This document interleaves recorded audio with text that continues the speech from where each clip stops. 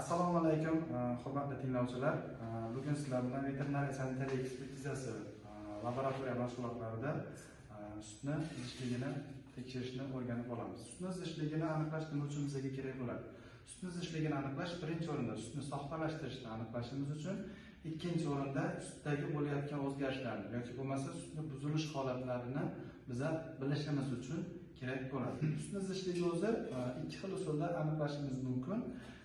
Laboratoriya sharoitida bu bittasi areometr bilan bo'lsa, bittasi piknometrik usulda aniqlashimiz mumkin. Bu an'anaviy aniqlash usullari va hozirgi kunda zamonaviy aniqlash usullari ham bor. Bu laktan apparati yordamida bozor laboratoriyalarida laktan apparati yordamida aniqlanadi va bu nisbatan tezroq jarayon bo'ladi. Xo'p, buning uchun bizga silindr 250 ml silindr kerak bo'ladi, sut namunasi kerak bo'ladi tekshiriladigan va areometr jihozimiz kerak bo'ladi. Areometr jihozimiz ikki qismdan iborat bo'ladi. Yuqori qismida haroratni, o'sha sutni haroratini, past qismida zichlligini aniqlaydi. Xo'p, sutni zichligi o'zi normal holatda 1,27 dan 1,33 gacha bo'lishi kerak. Agar bundan yuqori bo'ladigan bo'lsa, unda qandaydir bir soxtalashtirish yoki sutda tarkibda o'zgarish holatlarini ko'rishimiz mumkin bo'ladi bizlar. Xo'p, buning uchun biz jarayonni boshlaymiz. Sut namunasidan silindrga 200 ml sutni solib olamiz. Solish jarayonida ko'pirtilmasdan devoriga tekkizilgan holda solinishi kerak bo'ladi. Va sutni tekshirishda sut sog'ib olingandan keyin 2 soatdan keyin tekshirishimiz kerak bo'ladi. Chunki sut yangi sog'ilgan paytida unda gazlar bo'ladi, ya'ni pufaychalar bo'ladi va bu bizani tekshirish jarayonimizga xalaqit beradi yoki xato ma'lumot olishimiz mumkin bo'ladi jarayonni tekshirishda.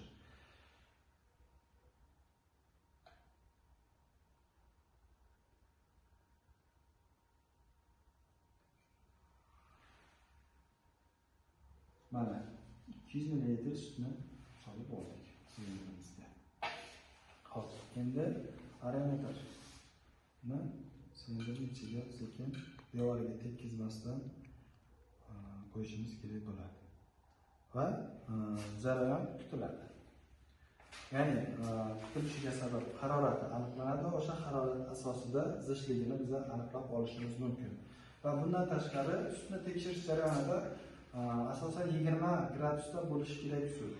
20 gradusda bo'lmaydigan bo'lsa, bizda maxsus jadvalimiz bor, buni ekranga chiqarib qo'yamiz. Maxsus jadval asosida har bitta gradusga 20 gradus yuqoriga yoki 20 gradusdan past bo'ladigan hollarda formula orqali yoki bo'lmasa jadvaldan qaragan holda biz hisoblab bilib olishimiz mumkin bo'ladi. Mana 5 minut vaqt o'tdi. Endi tushuntirib o'tadigan bo'lsak, bunda yuqoridagi harorati 26 ni ko'rsatyapti va sutni zichlligini ham 26 ko'rsatyapti.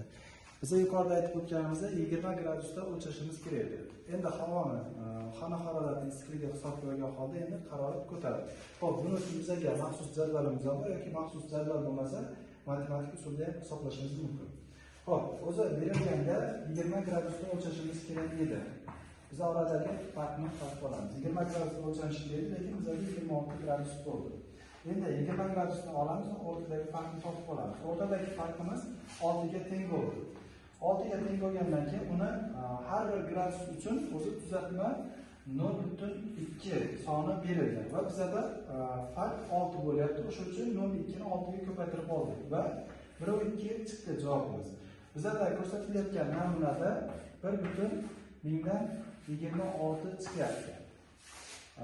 O'zi buni oladigan bo'lsak, me'yordan past, ya'ni iste'molga yaroqsiz yoki bo'lmasa qandaydir o'zgarish bo'lyapti deb ko'rsak bo'ladi. Lekin ikkinchi tarafi bizda haroratdan rol o'ynaydi. Ya'ni haroratdan hisoblab chiqaradigan bo'lsak, 1,2 ni qo'shib oladigan bo'lsak, 26 ga 1,2 ni qo'shib oladigan bo'lsak, 27,2 yoki bo'lmasa buni katta o'zi haqiqiy birligiga o'tkazib olsak, 1,1000 dan 27 deb olsak bo'ladi. Ya'ni bu normal holat bo'ladi. Ya'ni sutimiz yaxshi, iste'molga yaroqli, hech qanday kasalliklar, mikroorganizmlar yo'q.